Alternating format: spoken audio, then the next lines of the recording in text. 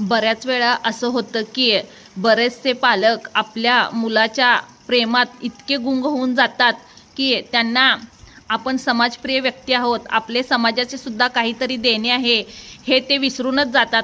ते आपल्या संसारात इतके मग्न होऊन जातात की आपली मुलं, आपला संसार एवढंच ते आपले विश्व समजतात।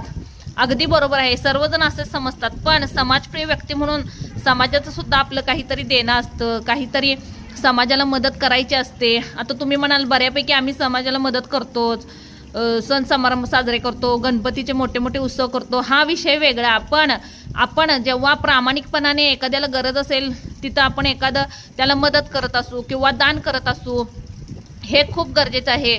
बरेचसे पालक असे असतात की मुलाच्या भविष्यासाठी हवा आहे म्हणून फक्त साठवत बसत असतात।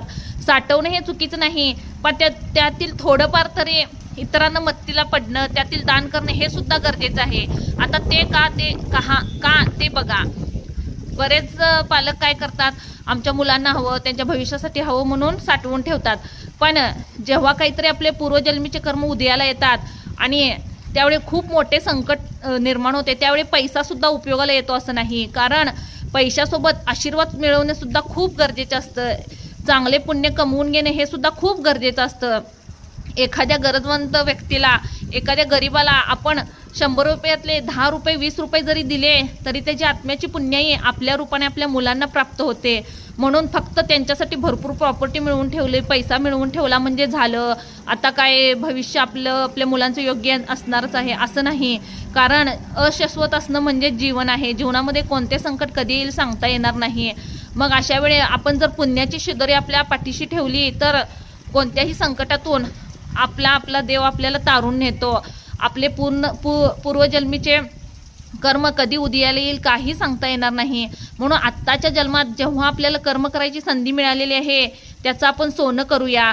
फक्त साठवून न ठेवता त्यातील थोडंफार आपण दान करूया, आपलं पुण्याची शिदोरी जास्त वाढवून घेऊया, कारण ती आपल्या मुलांसाठी सुद्धा उपयोगाला येणार आहे आणि ते आपले संस्कार बघूनच ते सुद्धा वागणार आहेत। आपण जसं वागू तसं मुलं अनुकरण करत असतात। म्हणून दान करणं, इतरांना मदत करणं हे सुद्धा खूप गरजेचं आहे, हे मुलांना पटवून द्यायला हवं। आपलं मन निर्मळ ठेवणं, स्वच्छ ठेवणं, इतर कशीही वागली तरी आपण आपल्या भावना बदलू द्यायच्या नाहीत हे मुलांना शिकवायला हवं। हां, लगेच हे जमणार नाही, पण प्रयत्नाने हे घडू शकतं।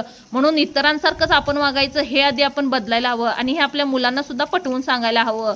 बघा, जरी काही नाही जमलं तरी आयुष्यात ती माणूस म्हणून चांगली घडतीलच आणि कोणताही जरी जास्त नफा जमला नाही तर ते तोटा तरी घडू देणार नाहीत।